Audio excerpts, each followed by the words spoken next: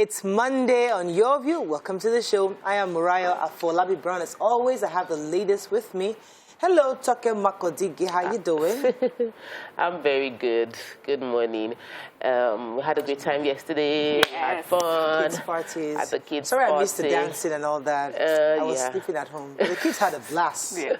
You know when your nanny said that you were sleeping? I said no. Mariah said she was busy. You're busy sleeping.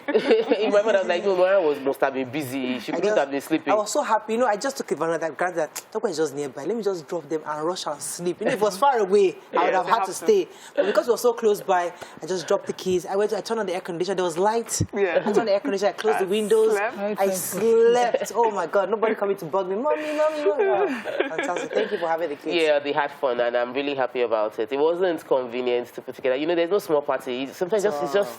But the kids really had fun, and for me that was key. And then the adults that came in too, I'm just grateful to God. Everything turned out right. How the boys, were they happy about the party? Extremely happy. They got bracelet, they got headphones. I wanted headphones. They got some gifts, and they were really happy. At least I've knocked off this for them. I'm not a really party person, organizing party for children, because I feel like funds should be concentrated on like essential things, and we don't have that excess. That's my category. So I've told them we'll do 10.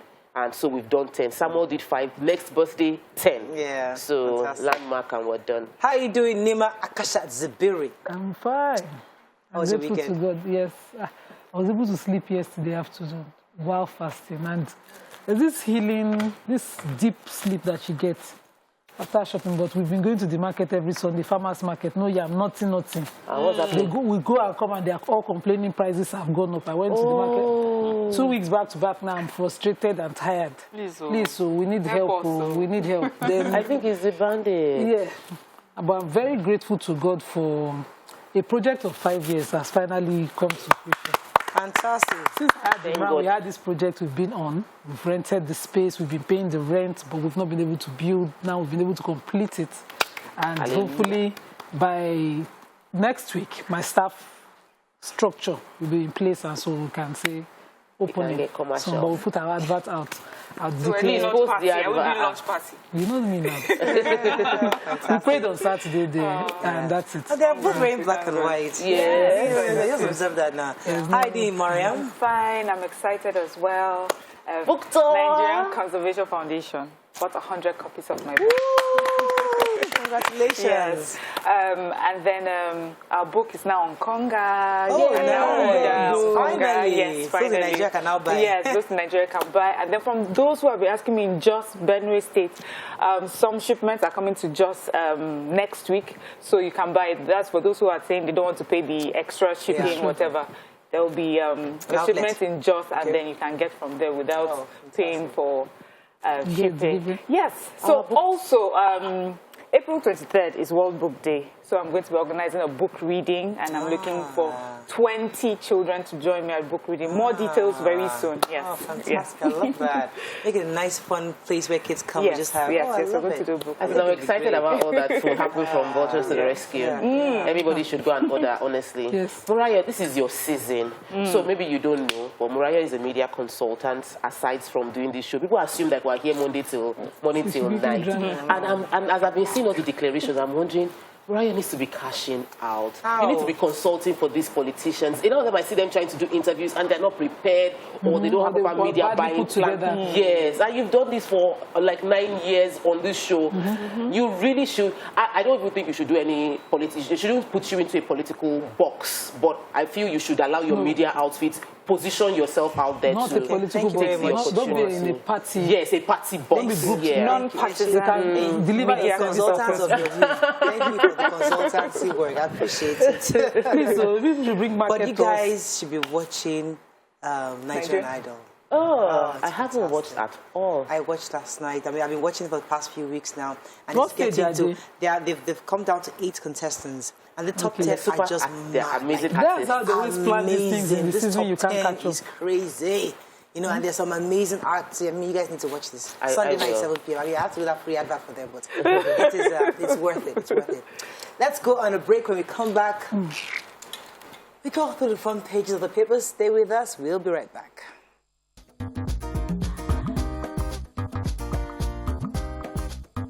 Stay tuned. Your View will be right back.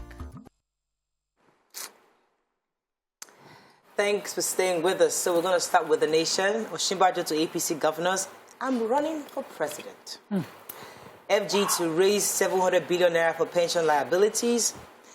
Electoral Act 84, subsection 12. Appeal court stops Malami. 2023, Southern PDP aspirants clash with Southeast governors. Akeredolu's wife runs for APC senatorial ticket. Why PDP should not abandon zoning, says George. 37 billion naira National Assembly renovation begins. Nigeria's COVID-19 cases rise by 45%. Let me start with the biggest story in Nigeria this morning. Vice President Professor Yemi Osinbajo has finally declared for president.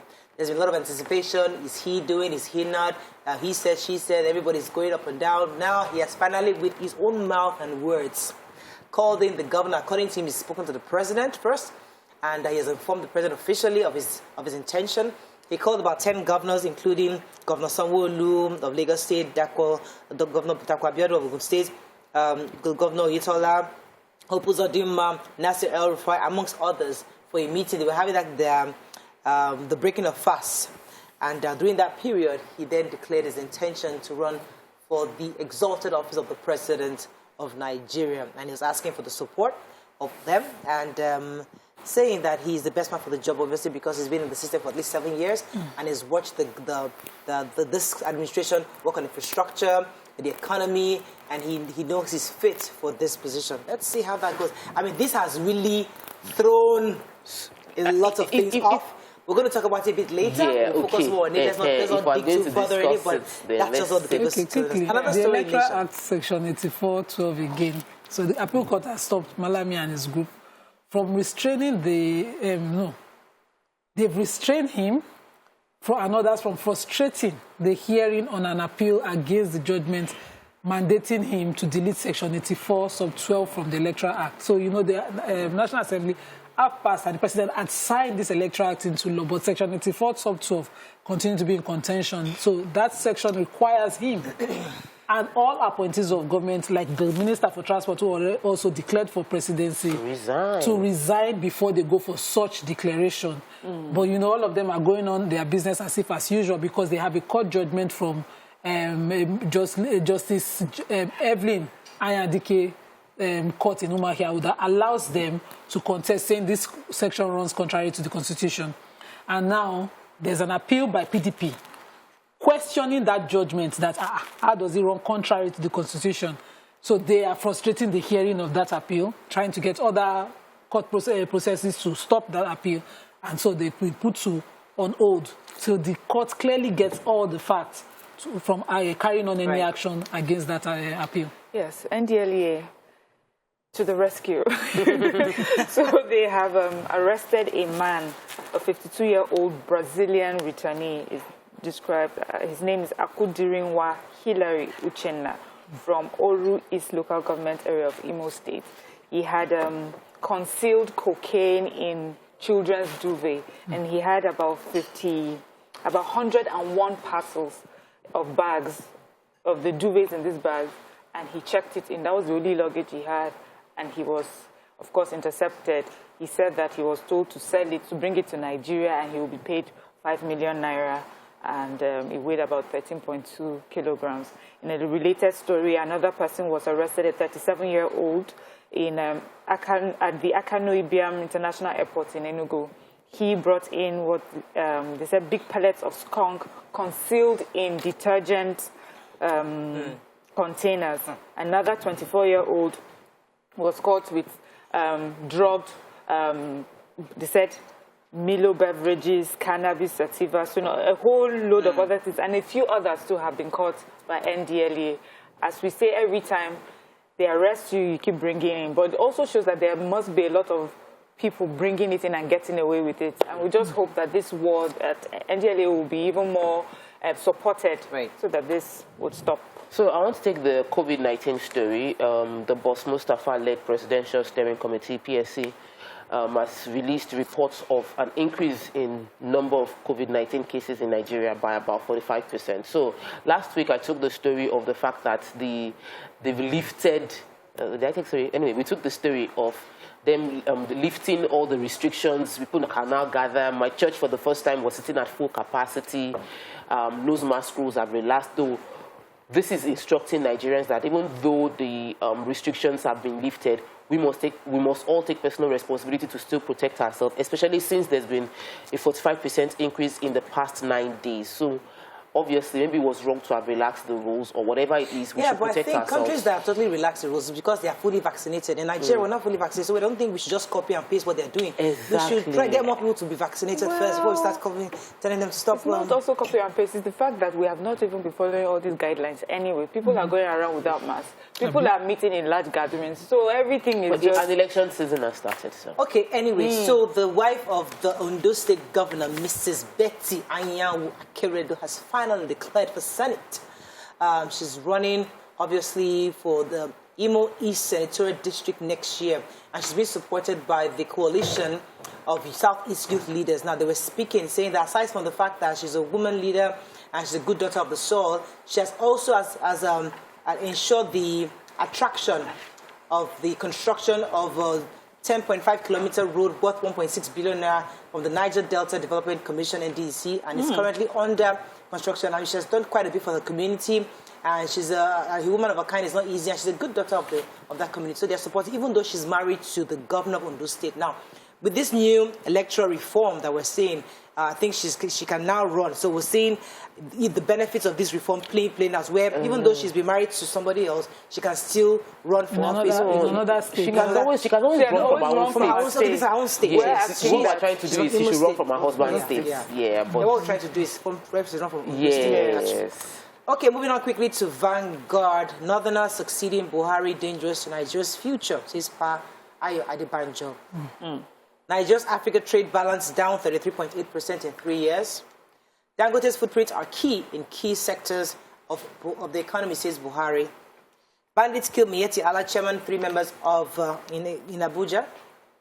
Energy crisis, grid recovers with 13 plants at 2,152 megawatts. Ignoring zoning will spell doom for PDP, says Bode George. Igbo have cried enough. Give us the presidency, says Uzodinma. Inadequate funding, delaying Port Harcourt's Maiduguri rail project. Okay, which story are we starting with? Okay, let's do energy crisis. So, the grid collapsed again on Friday, but according to this article, the power crisis is getting better, with 13 of our plants generating about 2,152.60 megawatts as at 5 o'clock yesterday. And so we're looking at the Minister for us attributing this. He attributed it to vandalism on transmission power on the Odukpani-Ikotekpene road of the 330 kV double circuit transmission line that resulted in sudden loss. So the Minister of Power is blaming this on, of course, our Nigerian factor.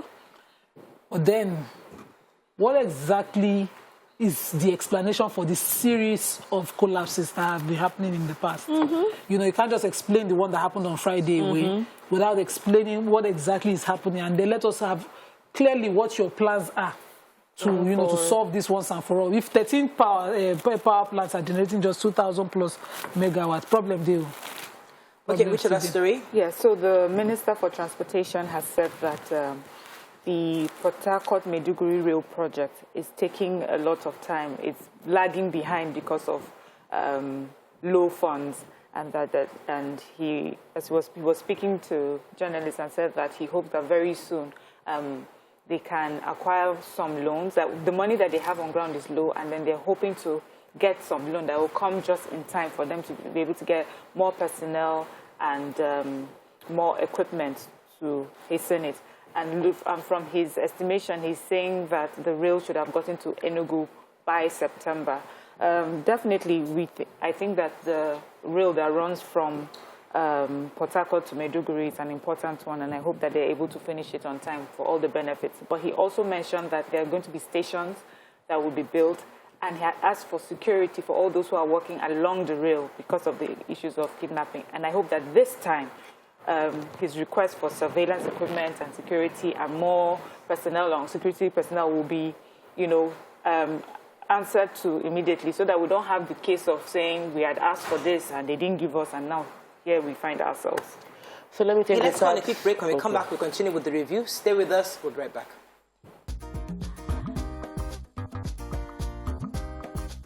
Stay tuned. Your View will be right back.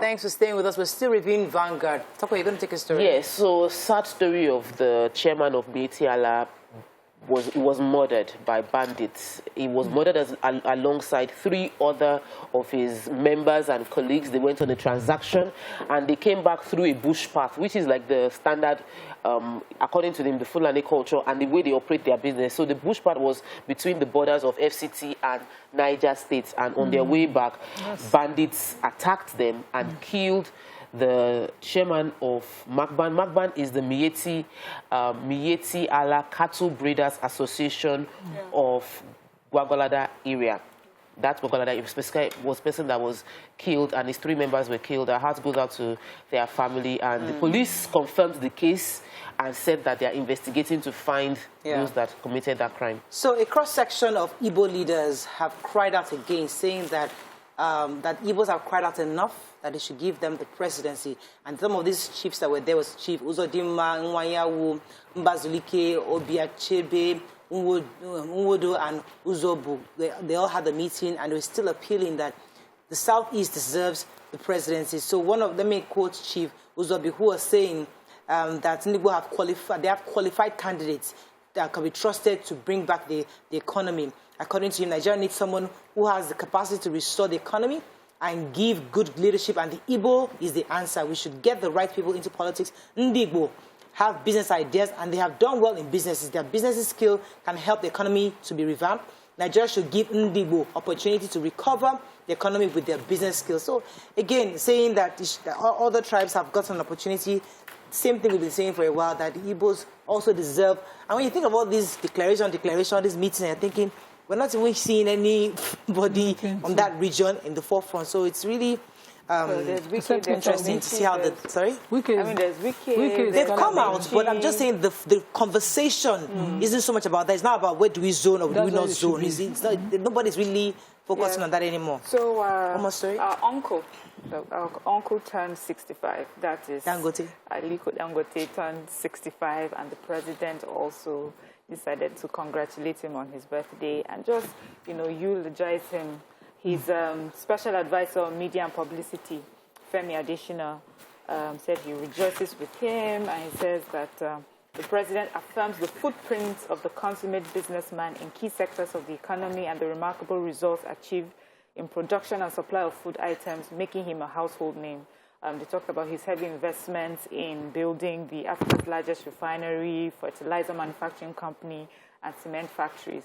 So, happy birthday to him. And may we all someday have the president eulogize us. I'm telling you, the point. Entrenched interest worsen PDP crisis. APCON cries for help, appeals to CBN to include bureau decisions in the forex supply chain. Bush wild animals take over abandoned Osun Games village. Soludo's Peace Committee of the Good, Bad, and Ugly. And Lagos PDP will not allow imposition of governorship candidates in 2023, says Aivoji. Ebonyi Council cashier in police net for absconding with 12.6 million naira staff salary. Wow, I thought we were going to get away. What's that story? So let me start with the story of Bureau de Change. The association, their APCON, the Association of Bureau de Change Operators of Nigeria, are appealing to the central bank. There was a policy the central bank put in place for that has excluded BDCs from accessing dollars officially, and they're saying that this policy, the CBN is claiming this policy has stabilized the naira, and they're saying no, this policy has put a lot of strain on the Naira. They don't understand the perspective of the CBN that the BDCs should be included in the sale of dollars, that they are a registered means for people to get dollars, and it should be. And these ESCOs were speaking that they are representing their members, because I guess all BDCs register under this body, and the ESCO is making it look like, okay, we're speaking to the CBN. I feel like the stoppage of the lack of selling of dollars, or whatever policy change happened, should be revisited, because this is a full business people have set up in order to buy dollars and sell to citizens, and now the line of getting their dollars through the CBN has been cut off. Conversation needs to take place, and I don't think it's papers alone that will help the matters. Yes. So there's a story in the point, the Ebonyi State local government 12.6 million. Yes, 12.6 million. So this cashier of the Ivo local government area of Ebonyi State, Francis Ewa Ibiam, was arrested, and according to the council chairman, he sent, or what he confirms is that he was sent to go and withdraw what they call workers' pay, money meant for workers' pay, but he didn't bring the cash. He, on his own account, on another eyewitness account who refused to disclose his name, said he left the money in the car to buy a bag to pack it. Wow. And by the time he crossed main road, the money just, like that. All these people that have spirit eye, you know, wow. They didn't see his car vandalized. Wow. His car wasn't vandalized. The money now, 12.6 million, is missing. He's now been arrested, and you know, so it's like, I bought detention. bread, but then I stopped to get a bag to put the bread into, and it's not 12-point-something million. So the matter get as it sounds. But I'm wondering why workers pay. Cash. Yes, cash. Yes, Why? Cash. Why was the cash? Because you know cash is untraceable. So there's certainly corruption there. Osun State Games Village in Ijebu-Jesha has been left abandoned for 15 years. They said this is a multi-million naira sports complex, and they have just let it, you know, rot. Yeah, rot. 50-acre land mass is what they say. Really? This is, and they said the place has become. There's bush everywhere, wild animals just. It's now a game village for us to be shooting. A real game village, you know. And they said, of course, bad people have found a way to make it their place, shelter. They said some farmers are also farming on the ground with their families, providing shelter for a lot of people. Wow. So the people in the community are just saying that this place used to provide them jobs, job opportunities, and now, because it's run down, there's nothing that they can get from this, so they are appealing to the government to do something about it. This is really And then it's sad. going to cost money. It's a whole lot of money that it already costs, a multi-million sports complex, and we'll just let it go. And that's the story for a lot of the things that we have in Nigeria. We'll let it go. To and then the cost of revamping is... you want to revamp it for maybe a short event, for a 2-day event, for a 1-week event, and that's a lot of money. That's why our president had to sign the executive order on is it maintenance? I mean, like you think it's crazy, but when you hear things like this, you understand why there needs to be some kind of. But these complexes should be able to raise the money, funds. It's partnership. There are secondary schools within that community, or you partner with other boarding houses. You must have a plan. Obviously, the government didn't prioritize it. They just forgot about it. Okay, I was going to take Governor Soludo. And you know, we have to be monitoring what he's doing for the next 100 days at least.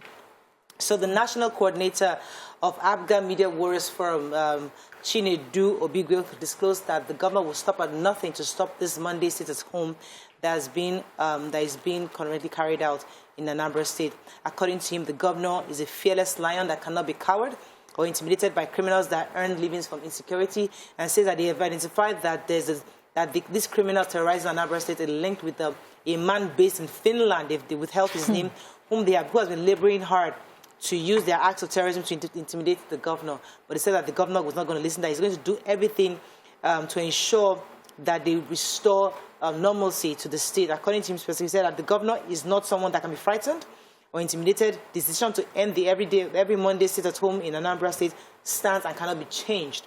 So, I mean, well, he said that he did not mince words when he discussed the good, the bad, and the ugly, and to do everything humanly possible to actualize the dream of turning Anambra to a livable and prosperous homeland. So, we all hope that he's able to achieve what he's saying. I mean, it's not easy coming into a state where the terrorists and these unknown gunmen have taken over and they're actually implementing a sit-at-home to your people, and you are the governor in charge. So I can understand where he's his grouses. While he's meeting with them, he's not negotiating with them, following what past governors who tried to do that in their areas suffered. So I need to quickly take a story from the Punch. We didn't get to Punch. It was about the strike, the ASU and the strike situation. Our students, many students, have been at home since February 14, and the issue hasn't been resolved. About 2 weeks ago, SANU and NASU joined the strike again. So that means more students are now at home. We know that idle hands. I saw a picture that says, when you pick up a book, you drop the gun. We need to keep our children in schools. And right now, ASU is saying that federal government, ASU, others selfish, says federal government. The union is faulting ministers. In between the minister and the ASU, the children are the ones suffering. Can we put the Nigerian youth forward and focus on how to get them back in school while negotiations are ongoing? Can federal government shift a bit and pay a little bit just so, because I didn't take 3 billion for security, but you know that the security issue we're having is because children are not occupied. So let's get children back in school, please. But the minister is saying that actually the university staff are getting their salaries and yet unwilling to renegotiate on their strike. That's what the federal government is saying. That's all we can take on Front Page Review. When we come back, move on to our hot topic of the day. Stay with us. We'll be right back.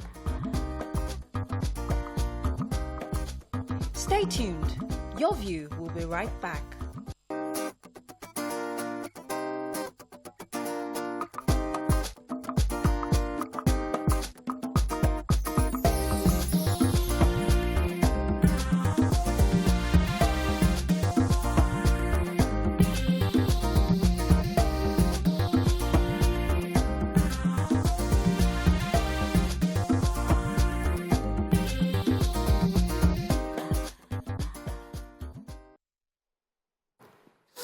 Thanks for staying with us. So, over the weekend, obviously, everybody has been talking about the biggest topic in Nigeria. Now, there's, in fact, this morning, another breaking news is the Vice President's declaration. But before we come to the Vice President's declaration, which we'll talk about a bit later, the topic that took the whole of social media over the weekend was this story of the gospel musician Osinachi Nwachukwu, who died.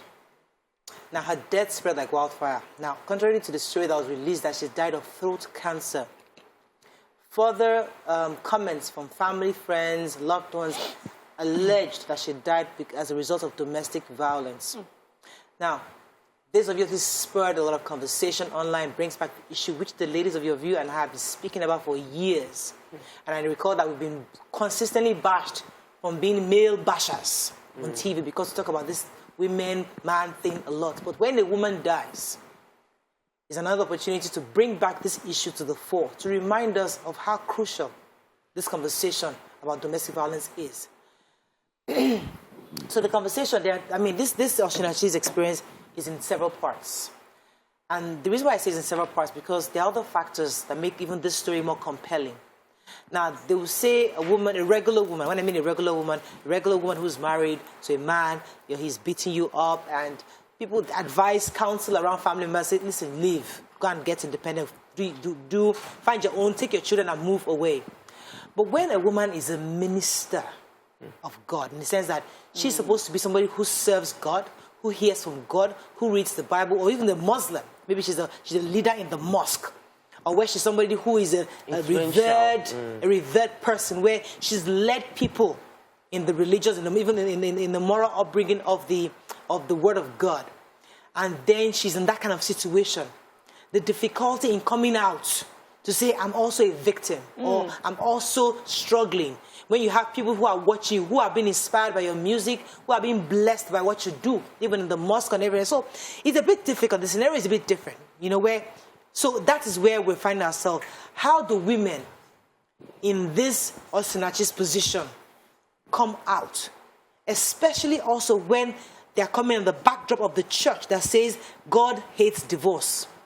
Because it's drilled into our head. God hates divorce.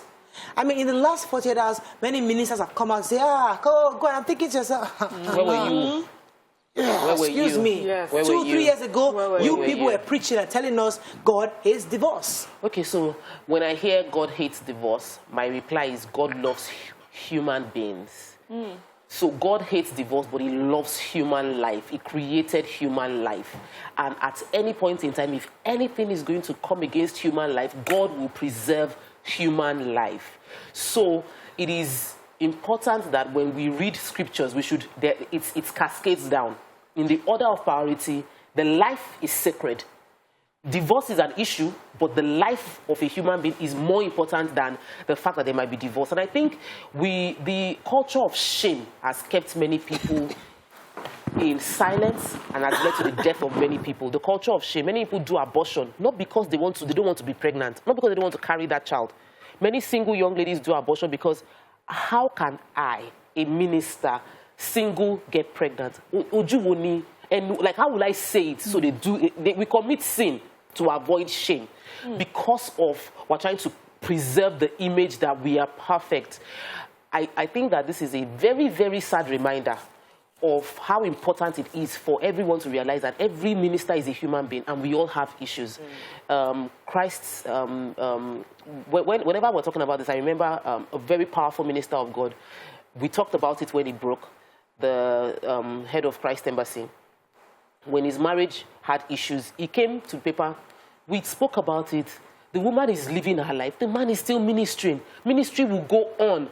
If each individual would find their own footing and they would face God for judgment, it is not our place to judge. Our own place is to respect the sanctity of human life. Okay, thank you very much, because I don't want this conversation to go in the route of any woman out there having a problem, leave. Yes, that one, for me, is even a no, it's not a contest. It's not something to talk about, because we've said it, we've cried it, we've screamed it, we've drilled it into the women's mind that, listen, if it's too hot there, leave. But I want us to focus about women like this, who are ministry, who are leaders in their work. Women who are, I don't know what they call them in your church, in your like women leaders. We call them women of honor, women, first ladies, deaconesses. You know, these are people who are suffering in silence. And because of their position, they are forced to keep quiet. And even people know in their church, but they just keep it, and they're helping them to manage it.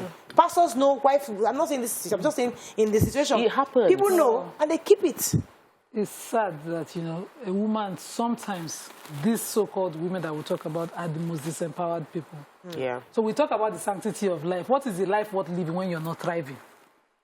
So you are living, you're in that marriage. If she didn't die, she wasn't even living a life worth living. She didn't have a life. She lived by somebody else's rules. So what kind of girls are we raising? And when I read this, I just kept thinking, thank you, God. Because when we were being raised, people questioned the method of raising us. My father was questioned for raising too many outspoken women. How can you have all 4 girls and they can talk anyhow?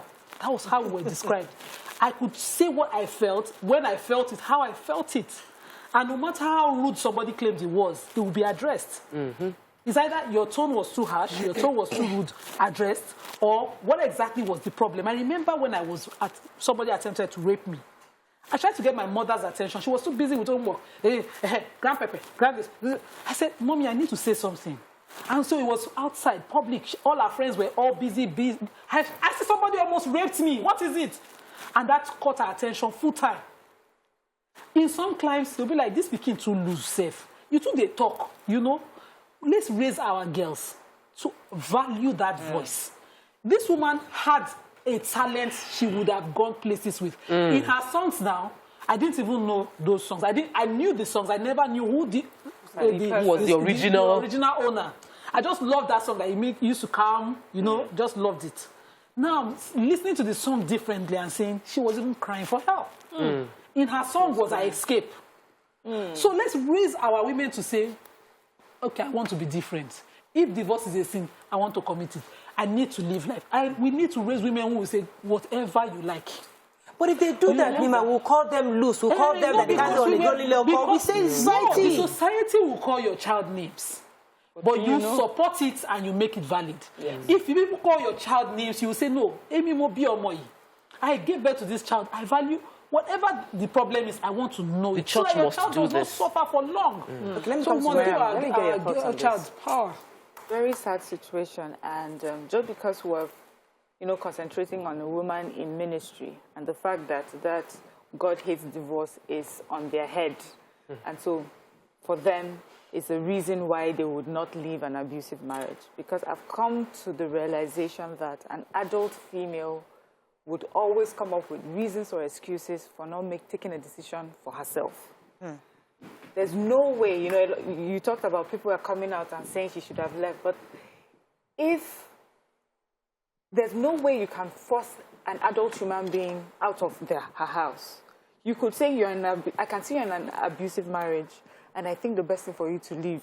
But you cannot bundle her out of the house. You cannot carry her out of the house. She would have to make that decision. Exactly. And women, there's something in the way we're raised where we always feel that there's this Prince Charming, knight in shining armor that will come and save you.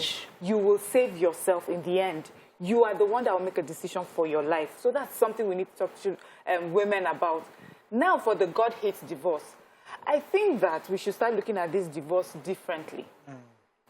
Divorce, for me, already starts when you have desecrated that marriage. When you are beating that woman, when you are hitting that man, when you are saying very mean things to each other, things that are bringing you down, things that are destroying your happiness, everything. For me, that's already divorce. It does not mean the paper. There was a time that there was no paper that was signed before a marriage was done, or a paper that was signed before a divorce was carried out. So if you're willing to tear someone apart, each other apart, if you're willing to take away the person's peace, then you have already divorced. So for me, God is saying he hates that. That is what he hates. It is not just in the signing of the paper. It's the fact that you're bringing, you're already killed that marriage, and that is it. And so people are saying that until that paper, until I go to a court and say, you've already divorced your wife if you're beating her and you're treating her like she's not important. So and that's what God hates. So at that moment, if God hates that, now how do we fix it? So the man gets counseling and the woman gets counseling separately. So you have it. So I mean, the reason why I want us to focus on these women. That's an option. If it's bad, it's not that bad. Counseling at some stage is okay. For some people, sanity is you run as far as your leg can take you. Let's say separately. And you even leave. You can remarry. Recently, a couple made headlines where they, got back together, having solved their differences individually. So they got a divorce, they separated for years, and they came back together. They co-parented and they saw better, they missed each other. In Islam, when you divorce a person, it's mandatory that you must marry somebody else before you can remarry. Reason is so that whatever differences you thought, were insurmountable, when you see that other people have their own, you've tested grounds, when you come back together, you sort of value each other more. I was having a conversation with a minister not too long ago about this matter. And I was saying that, because I was accusing him that you guys caused what we are going through right now. And he said that, Muriah, that's not totally true, because there are cases where men have hit their wives. They've come to us. We've counseled the man, helped him through his depression during that period, and they are back together and they are happy. So we've seen where women have endured, where they've managed this situation, and it worked. So when we use that kind of counsel, so what he's saying that counsel might not work for everybody. But what the church has done is that they've used it to say, okay, yes, he slapped you. Maybe you provoked him. Maybe something happened. Maybe, all these funny excuses that they give. But this pastor was telling me that, Muriah, it has worked. That formula works for many other marriages, and they're happy today. Okay, so can we talk about the main reason women don't step aside? Because there are many women who know that they are staring death in the face on a regular basis by being in that marriage, but they cannot afford to leave the marriage because they don't have the financial capacity to carry their children, and they don't want to leave their children. So let's talk about the money part. And let's talk about the fact that nobody wants to marry or remarry a woman. The stigma of nobody would marry a woman that already has 3 or 4 children.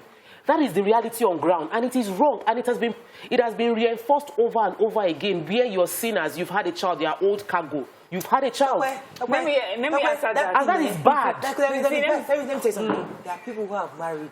And trust me, they are boiling. They met husbands that have never married before. I know a woman who had 3 kids.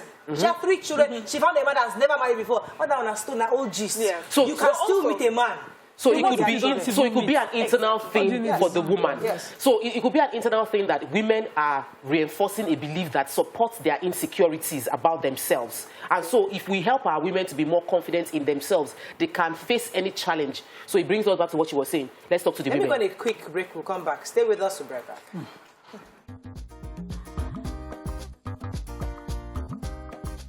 Stay tuned. Your View will be right back.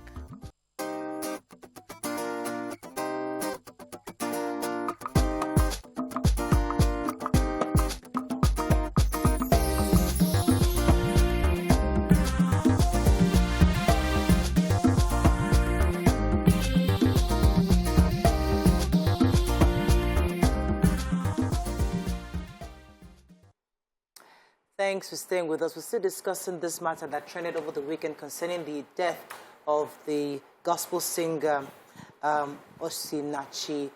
And the reason why we're discussing is because there's allegation that she may have died as a result of domestic violence. Now, we also heard this morning that the police had arrested her husband, maybe just for this questioning to understand what happened. But we're going to be following the story to see exactly how the whole thing transpired, although initially we were told she died as a result of throat cancer. But going back to this silence that we have, why women, especially women in ministry, and the reason why, see, as I said, there are different layers.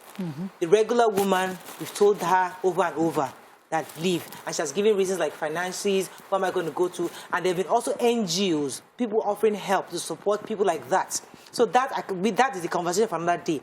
But women who are leaders in the mosques, pastors' wives, because I know of a pastor's wife who actually was beaten by her husband. The whole church knew. But they just kept quiet. They see the woman, she comes sad, quiet, but in her. They know that. God. They knew. But everybody just kept, because she's the wife of the pastor. So that is, as we can fake it the worst we are, but that is the reality in Nigeria.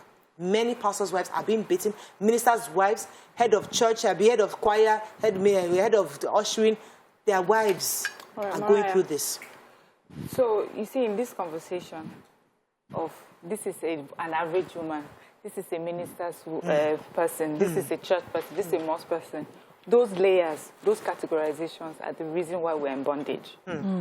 Simple and short, this is a woman who is being abused. Wherever you are, whoever you are, which part of the world you are, what category, you are a woman that's being abused. Simple. Because we use these layers to say, my case is different because I'm a minister's wife. How would I?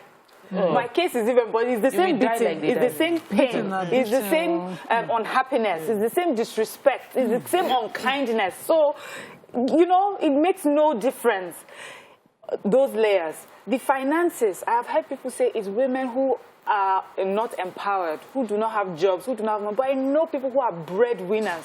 The roof over their heads is because of her paying the rent or she built it. The school that the children are going in, because she shows up and she pays those bills. The house that people come, the food that they eat is because of that woman. And yes, she's being beaten and being disrespected and she cannot leave. And she will look for another layer to say, well, you know, this is my second marriage.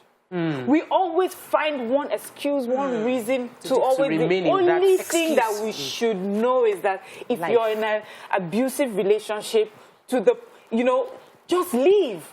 I know people have called us out and said that we're encouraging divorce. As for me, I don't think that that's an encouragement of divorce. The person that hits that person is already the person that has encouraged the divorce. We're encouraging protection of lives. Simple and short. So that's what we're doing. Come on Twitter to come and ask us questions. We're discussing preservation of life. Yes. I don't care if it's the woman that is being beaten or the man that is beating or being beaten. Anybody being beaten.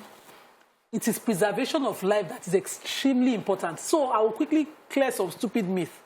And from a region where they say, go egbomo. If you say, cry, no, they keep picking, cry, no, they keep picking, get the level of cry.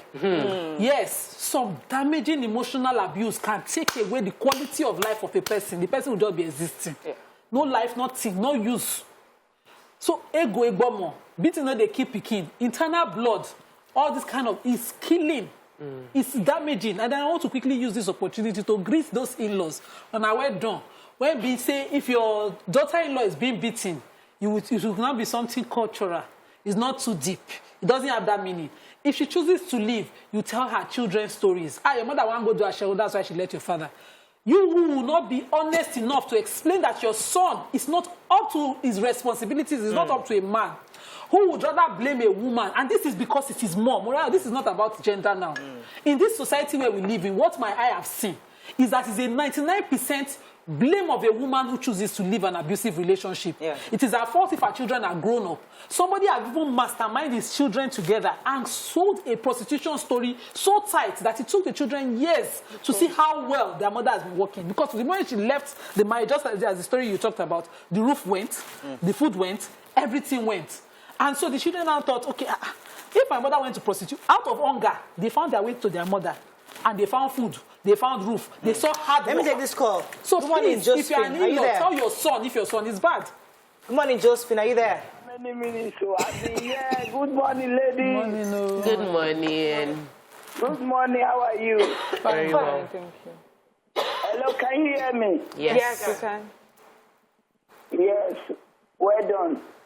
I'm so saddened. I'm so pained. I'm so pained to hear this. This woman has through her music, win so many souls to Christ. Hearing her music alone will make you reflect of how you are supposed to live this life. That this life is not your own. But such a person should not allow to be in such danger.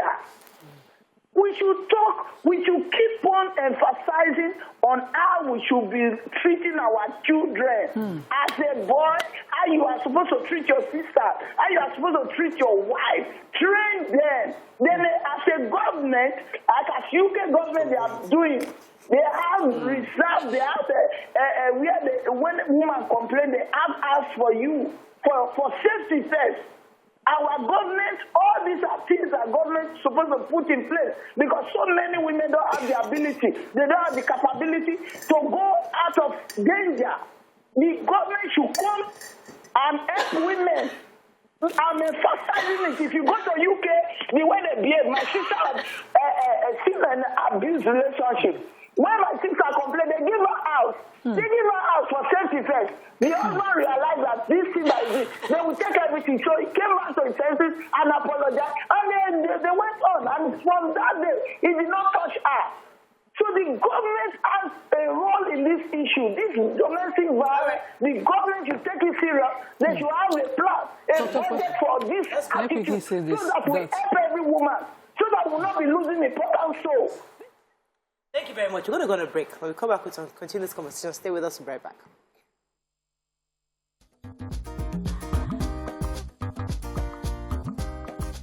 Stay tuned. Your View will be right back.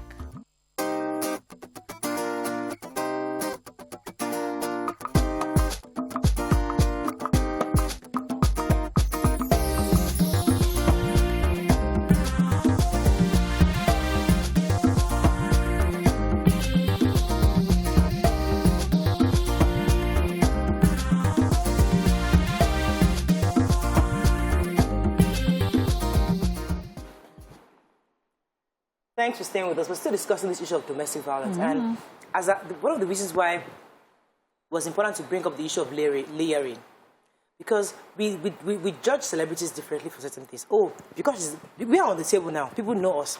There's certain things we can't do. Certain things that we are as happy, as great as it is that you're in a happy marriage. God forbid anything happens tomorrow. There's a way you'll be reluctant to share it because of how many people have supported and seen us as role models in their lives. And I'm putting that in the hands of somebody who is leading a church where you've counseled women in marriages, you've helped people to restore their homes, you've helped girls in making decisions on who they marry. And then at some point, you start becoming a victim. Now, you're in that situation, you're a minister singing to the church. People see you as a leader, you read Bible verses every day, telling young girls what to do in the way of the Lord, and yet you are suffering in silence. That's the conversation. How do women in that kind of situation find the boldness, even within their scriptures, to say, I am a victim. I want out of this marriage, even though they say the church has said, or the Bible has said, God hates divorce. I think that's the conversation. I think that one of the core things, and I can speak to Christianity, I think one of the core things about God is that we are authentic, that we are true to ourselves. God takes us the way we are. He accepts the weakness that we embody as being human. And it is a fallacy that some people have propagated for a long time, that some human beings are perfect. There is no human being that is perfect. Not a minister, not a pastor. There is none.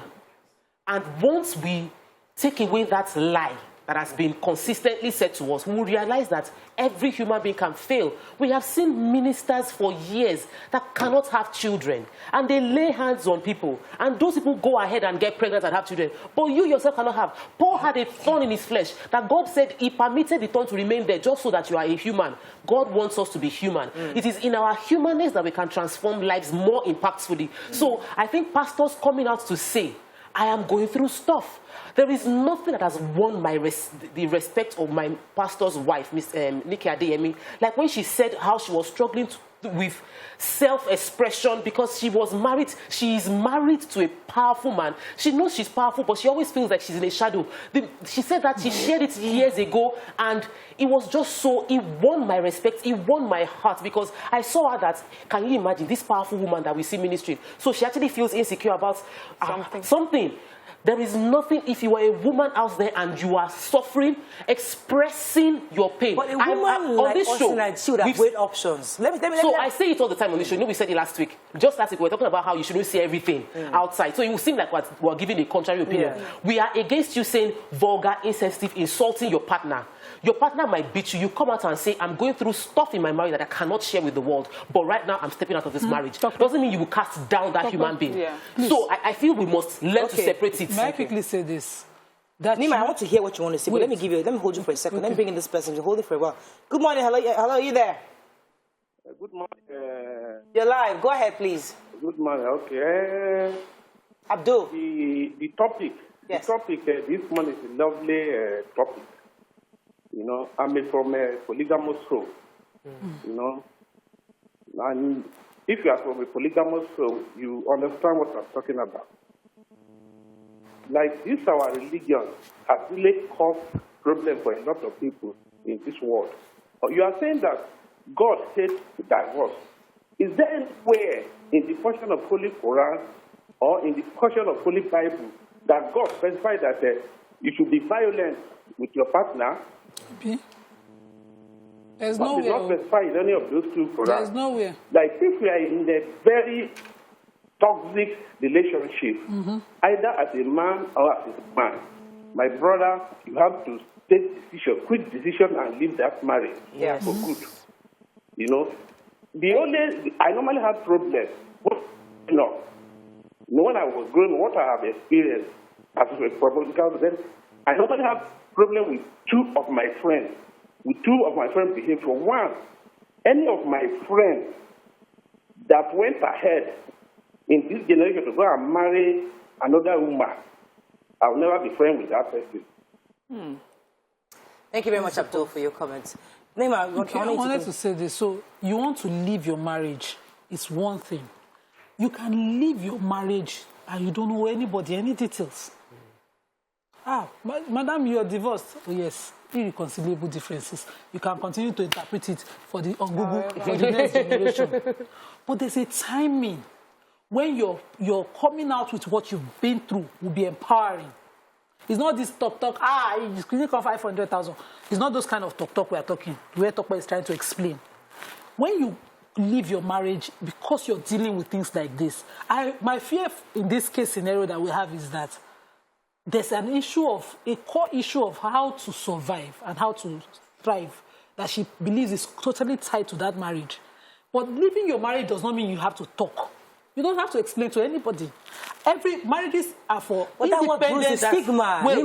So Mariah is asking people in the public space. That's the question. Mariah is asking people in the public space, people that are ministers. I think that it is important you explain yourself. If I leave my marriage today, I don't owe you guys. That's what I'm saying. That's what I'm saying. There's a regular woman. And there's a woman who are responsible to a whole congregation. Mariah, we are not regular women anymore. If a divorce comes out, they say, I know those of you women, they always talk about their marriages. Yes. Pictures of our spouses who fly, or pictures we've taken together, we flaunted, maybe on vacation or anything.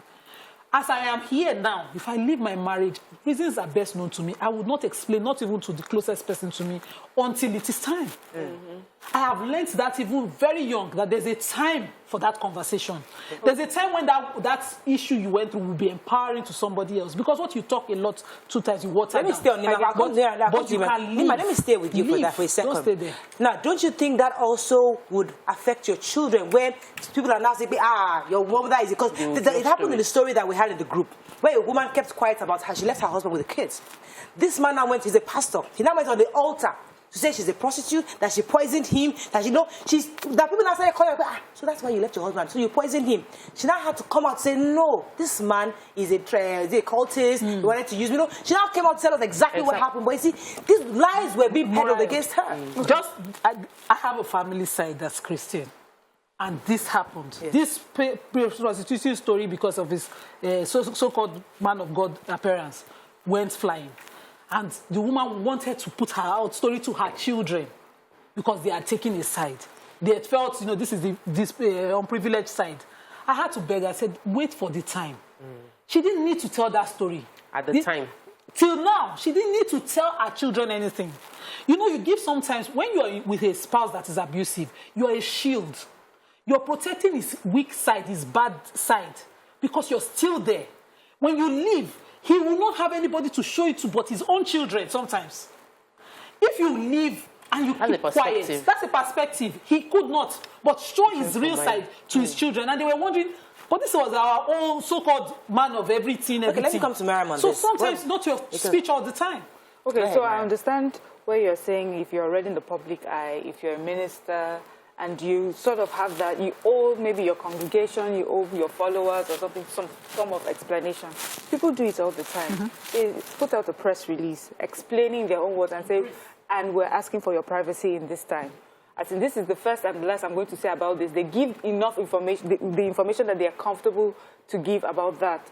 But the truth is, however you put it, Mariah, society is going to call you out because you're a minister's person, because you're out there in public. It's still just an excuse. You have to be authentic. I like that word very much. You have to be true to who you are. You have to be true to your own happiness. If that is what you want, that's the only way you can live it and live it boldly.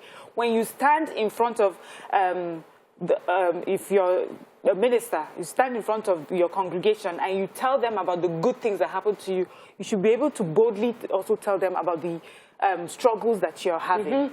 And I always find that it connects with people more. We had this lady that came and talked to us about her life and how God had helped her, the Moi Moi lady, and how God had helped her. She said something that I found profound. She said, I've not always been nice, or I used to be jealous and envious. And she said how that affected her life. And when she changed, she saw how that affected her life. Authentically living her life. And all of us, everyone that watched that show, I still keep getting messages about that show. She was just honest about who she is. And that is what we need to do. Wherever you find yourself, just be honest about your happiness. I can't do this anymore because this is what I'm going through, or I cannot discuss the full details of it right now, but I am stepping out of this marriage. Exactly. It does not, let me take this call. Good morning, are you there? I think I have Kelechi. She's been holding for a while. Kelechi, good morning. Mariah Uncle, good morning. Good morning. Go ahead, please. Please, Toko spoke my mind when she made a suggestion to you, when you were asking her about her weekend. You see, I wanted to make this suggestion all this while. Last week, I was the last person that called. They kept me on hold for too long. My credit card exhausted.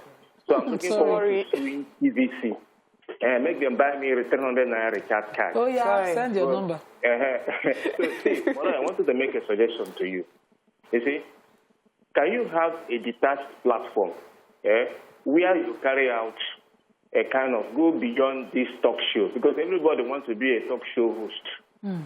You understand? So that you come out in the media, people will see you and celebrate you. Please, Mora, say your name rings bell in the mainstream media in Lagos. Okay, you're not talking about the show. Go beyond this talk show.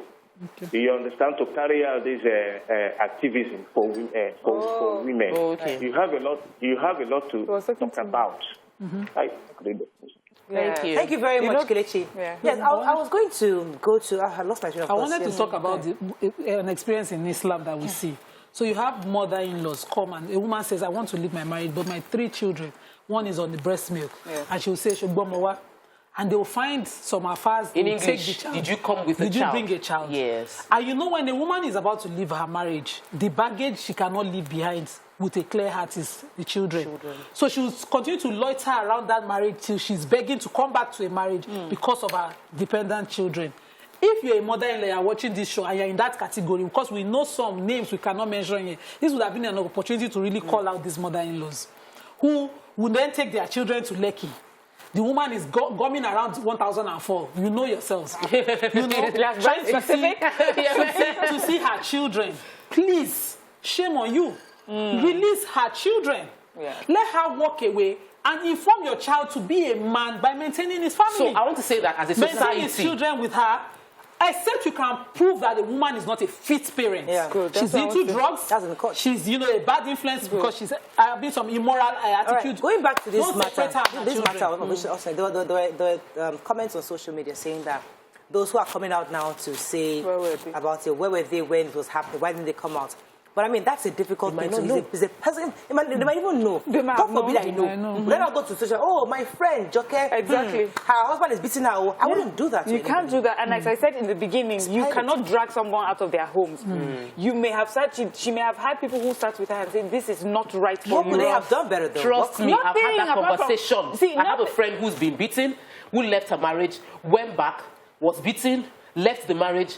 We had a very tough conversation, and I found out she went back again. I kept my mouth shut because you've done twice. Yeah. I'm praying that you don't get beaten out again, but the third time. But I can't say anything beyond that. Nobody can help you beyond your willingness to help yourself. Yeah. That's what I'm saying. So if that person abuses you physically so bad that you can take a case to the police station, they can do that, and that person has the right to say she's not pressing any charges. Yes. And because of the way our culture is, as a society is, they say, well, their husband and wife, they can solve it. But that's the thing about, there's no hero, there's no knight in shining armor that will come and save you. You have to save yourself. In the end, you have to make that decision. No matter how big your support system is, they can only support the decision you finally make for yourself. Let me come to you in a second. Let me, Yakub, are you there? Good morning, Mariah. Good morning, Yakub. Yeah, long time now. Then good morning to you all in the studio. Mariah, you see, it is unfortunate. Are you hearing me? Yes, sir. It is unfortunate that we still have some people that think that if you leave your marriage, it's not going to go well for you. Why am I saying that? Mama Bigi first, I'm talking about Sister Tope here. She mentioned earlier that there's some women pass through a lot of agony in their marriage. But for them to leave, they were thinking, can I be able to carry this baggage? Can I be able to carry home with all these 4 or 3 or 5 children? How am I going to feed them? But my question is this. If you are in a marriage whereby your husband turns you into a punching bag, every day beating, and then he finally resorts to death, who is going to cater for those children now? Anyway. So instead of you to run, because whoever run for today is living to fight for another day. Because if you run for your life, you run for those children, and then whatever you can do to be able to take care of those children, find way to do it. Because if you dare not run for your life, you can die within that matter. At the end of the day, your immediate family, they will not tell you, they will not tell the husband and the family of the husband. Thank you very much, Yakub. They are not going to take it up because of the children and all that. Yeah. Thank you very much, Yakub. See, as I said, I want this conversation to be very specific because we've heard of this comment of who's going to take up the children and everything. There are other factors that are also important in this kind of situation. This kind of situation is so peculiar because a lot of women who are leaders in churches are going through it. 2 things I want to talk about. Third-party syndrome. Every woman is told, don't let a third party come into your marriage. Don't talk to third party. Don't third party. They ring it in our brain so much that they beat you up, you keep it quiet. You can't tell anybody. Because you're not allowed to bring third party into your marriage. Because they're the ones to destroy it. So this thing, people just keep mum, number 1. Number 2, there's another factor where, as a minister in church, you feel that this information, although you told us that you're still a human being, stop putting the layers of who I am, but there are other things that where you help to build this church. We have 2,000 members. These are things that God gave us this vision. Am I going to use my own information, my own suffering to destroy this thing? You know, that's the mentality a woman thinks when she's in a situation whereby I am the wife of the pastor is beating me. If I come out with this, it's to destroy him, to destroy God's work. You know, you're not thinking, how would God handle it? Well, you know, God will solve it for me. God will talk to him so that he can stop, because God doesn't want his work to destroy. You know, you're constantly making that excuse for yourself, because you're saying you don't want to bring out this information because you want to be the sacrificial lamb.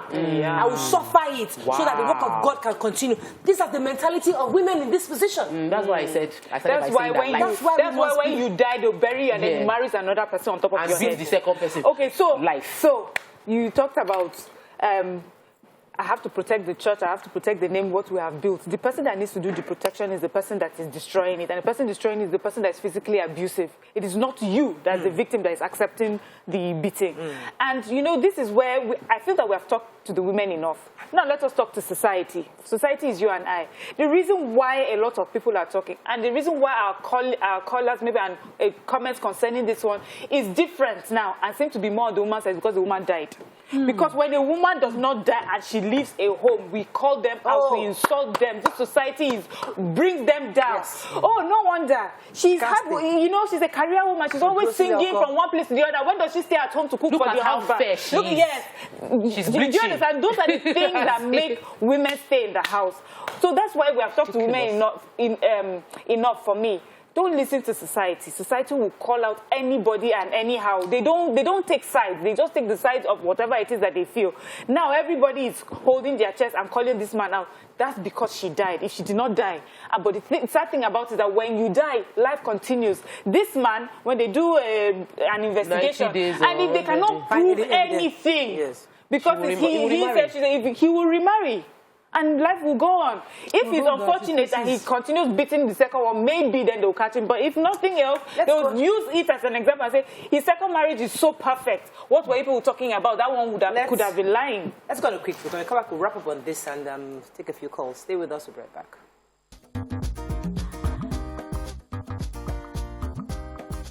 Stay tuned. Your View will be right back.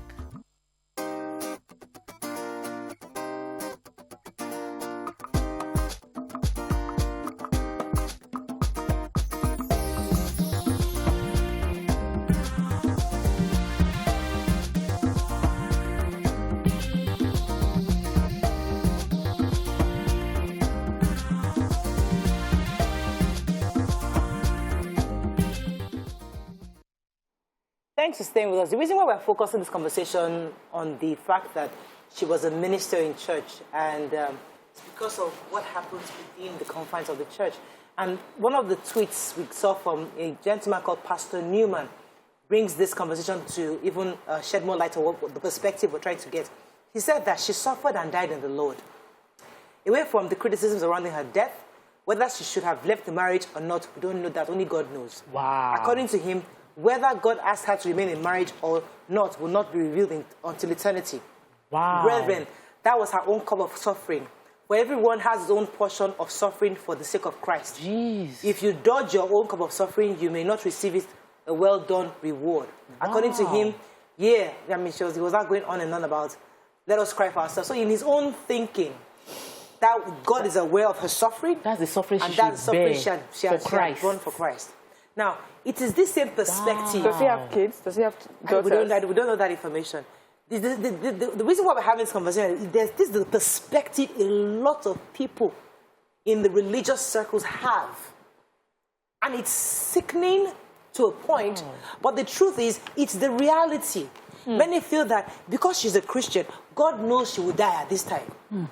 God knows she'll be beaten up. God knows she will go through this suffering. And we shouldn't judge the situation.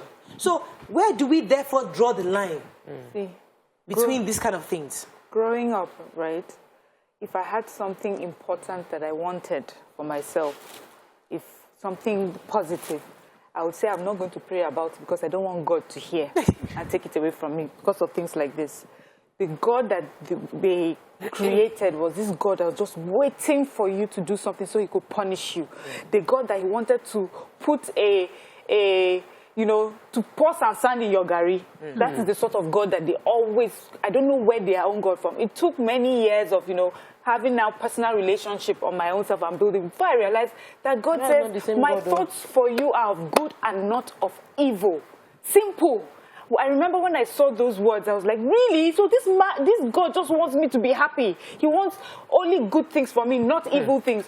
Why would he specifically want this woman to go through that? Meanwhile, I'm sure if this man has daughters, he would not want that to happen for his daughters. He's not raising his daughters and sitting them and saying to them, you know, you may have this cross of someone beating you, just be there forever, you know, but that may be your cross. We don't do that when it's our own blood and our own families. When it's somebody else that will open our mouth and say things like that. Anyway, I think it's dangerous. He shouldn't say things like that, and he needs to be educated. Let me take this call from Bola. Bola, good morning. Are you there?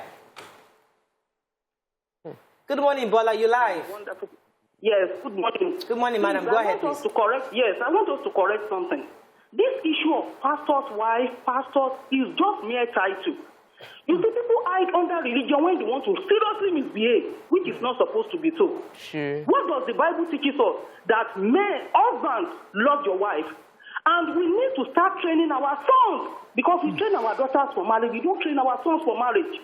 There is paradigm shift in everything in the world today. We need to face the real reality.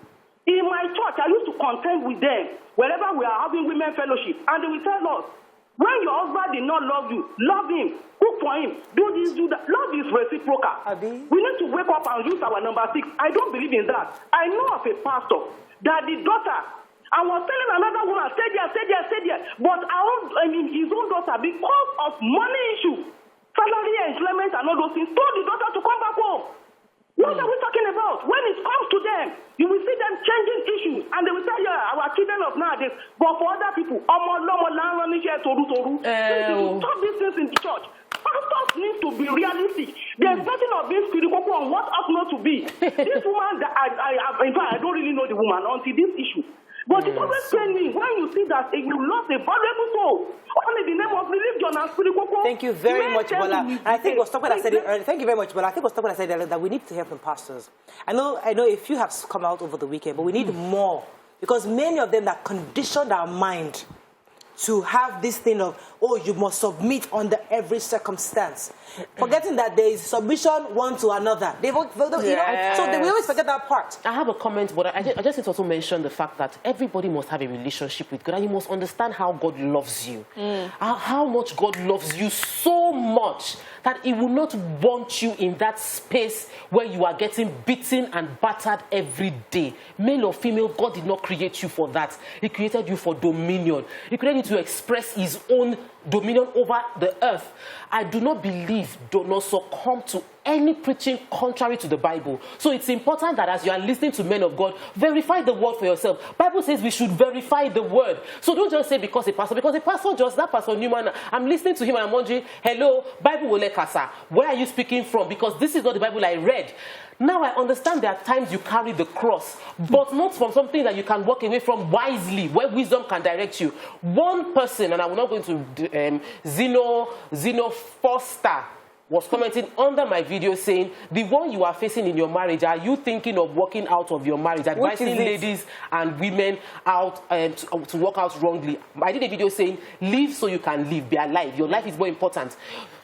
And I'm looking at you like, the one you are going through, which what one? am I going through? Hello, see, you will not cast anything. No, don't mind I believe very strongly that we must be authentic and truthful with ourselves because of so many lies. If you believe everybody is lying. And I'm grateful to God for my marriage, and I'm saying it with all sincerity, like I am really, really grateful to God for where we are. We will walk through any journey. If you're having challenges, living is the last point of call, and we say that all the time. We want marriages to work. Life is sweeter with a partner. I agree. But if you are at the detriment of losing your life, you leave that marriage. You seek counseling. If he is willing to. If he's unwilling to, you cannot. It takes two to make marriage work. And if both parties are not involved, it can't. But you see, that narrative is what keeps women. Oh, don't mind them all. You don't know what they are facing. Oh, men, I will not lie. I'm boiling. Honestly, with all due respect, there are I'm lots of in marriage. I'm not going marriages to lie. out there. They are. So that's one of the things why people forget. That there are people that are actually content. Not content, I'm boiling. Like, I'm really happy. Okay, I know. But let's quickly just say this out there. Let me take Ade. Nima, let me pause you. I'll come to Ade first. Ade, from London, you're live. Go ahead, please. Good morning, ladies. Please, go ahead. Good morning. I can hear me very well. Very clearly. Okay. Now, what I want to say is, let's look at it from another perspective. this man, I condemn everything the man does. For even raising your hand against any woman. But could it be possible that an in-law is behind this predicament? Maybe the man's side. Somebody is telling the man, this woman is taking your star. Everybody knows her. It's right. This clearly. An in-law is telling the husband, woman is using your star. An in-law is telling the husband, the woman is using your star. She's the one in the limelight. She's the kinikon. Yes. You have to corner her. You have to make her submit. Yeah. You have to call. Adego, the God that will bless you. See, these are the realities out there. Just because somebody came on Topper's page, I am going to admit that marriages don't come easy. They come with their own. Yeah. So we are all facing our own. Yes. But me, I cannot be beating you inside marriage. You have already discussed it. Yes. I will go since. I don't have face. I don't find before. Nobody come and use blue to give me patches. I will go. That's the fact. Well, you are fine. So a person can choose to stay. There's no money. She can choose to stay. She's respected. Just a home, conducive, loving environment. It's okay for people like us. We know what's too much. You know. But in Islam, it is valid ground to live if he's not rich enough for the lifestyle you are used to before you married him, or your dream lifestyle that he fake before you married him. You can live for any reason. That's where I am from. So if you choose to stay, you face your battles that you choose. But beating is on another level. But some women say, I choose to stay because, you know, there's a woman that I know that her argument is that her mother was beaten, her mother stayed, and because of her mother's behavior that she can endure it. You know, if you hear some conversations, the woman will tell you, listen, all he did was just slap my face. At least he did not punch me. It was only one slap. And it was because I provoked him. They come with all this funny. So when a woman is in that kind of situation, how do you convince that woman to walk away? She won't leave. True life story, and my mom has seen the end, like we've seen the second generation of a woman that stayed in an abusive relationship and has been seriously disrespected by her children. And they don't even understand why they're disrespecting her. Like, they don't understand. It takes my mom to have a conversation and say, you guys need to take care of your mom. Your mom bared a whole lot. They did not know how much their father beat their mom. They did not understand. They did not understand it, but they disrespected that woman. And that woman sacrificed a lot to be in that home because of her family. But she did not get respected. She didn't have a career. She rather is now a grandmother that is disrespected, being used again. So I feel strongly. I love this. I feel a fantastic point you just made. You will sit down and think I'm doing it for my children. But your children will disrespect you because they look at you like, what are you? You were, my father just beat you anyhow you were there. Mommy, what did you live for? My father that sacrificed, they are seeing the father as the one that is taking care of them. And they respect that man, even though he beats up the woman. If he brings money home, he can slap the person. So I like that. You just taught real life generation of disrespect. So I think we can wrap up on that because so a woman of God who is a minister and she's singing, thinking that she's staying there because of her children. This woman left 4 children. 4. Oh gosh. So painful. So we're saying that don't stay for your children. Don't stay because of finances. No, don't even put it like that. Live for your children. Live for your children. You can live for your children. You teach them that this is the best way to live their life. You have a daughter who would say, like the person you know, who would say, they beat my mom. What is there? They can beat me too. Or disrespect. Your mother is being disrespected as a wife, and you know no other way to treat her than the way that you've seen her being treated. You disrespect her too. So sometimes when you leave, you're actually living for those children. Fantastic. Let me take this final call, then we wrap up on this. Good morning. Are you there? Yeah, good morning. You're live. Go ahead. Everyone. Yeah. I know of a family that in the morning, the man will so beat the wife and beat the wife. You'll be thinking, let me go and settle these people. Then when you come back in the evening, you meet 2 of them, they are laughing. What do you say about that? Exactly. And I want you guys to organize a campaign that will just crap out marriage totally, because I think marriage is demonic and of the devil. I don't know. That's my suggestion. Thank you. You see, he just brought up another angle. We have to bring up this topic again. Because you go and settle, and they will fight, but in the evening, they are chummy again. So you they are saying that, you did not complain. You saw them, they were fighting. You saw how it is you they will use to make up. You now become the villain, the bad person that's trying to destroy their marriage. It happens. That's why people can stay off these kind of issues. Let's take a few messages that we're not. You should stop using religion as an excuse. If you're a man or a woman in an abusive relationship, leave. forget what the world will say. I lost my blood sister through abusive marriage. She refused to leave because she believed the man will change. Okay, let's wrap up on this. Obviously, we cannot finish the conversation because there's so many angles. This is an individual decision. A third party, nobody can help. Just like Mariam said, they can only tell you. Nima, where we are from. Nima, no, my dad saved the sister. Nima, third party. That is what this man just said. I helped as a third party to go and solve their problem. By night, they're already chummy. Yeah. Now the next door neighbor is now the person. No. It has happened where people say you now they now make you together, bail your sister out. I said that to a relative. Now do the same. Protect your sister. My father in my lifetime, they did not tell me the story. Took his sister, settled her somewhere. She's alive today. The man was sick and he's dead. She would have died because she's scarred for life for that meeting. So you can save your family. Third party if you like, if you choose. Sit down there and watch your sister. That's all we can take on this. Give your sister a home. Give your child a home. We have to go on a break now. As I said, it's not a conversation we can just stop in it. Because the ladies of YourView, we used to deal with this thing quite a bit. But then, as I said, we are accused of men bashing. So we stopped it for a while.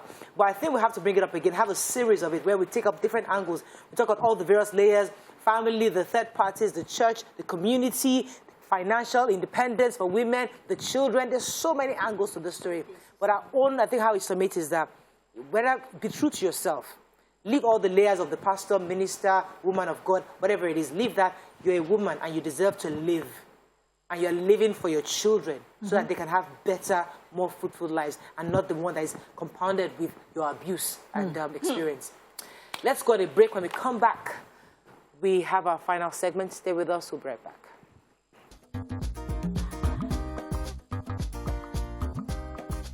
Stay tuned. YourView will be right back.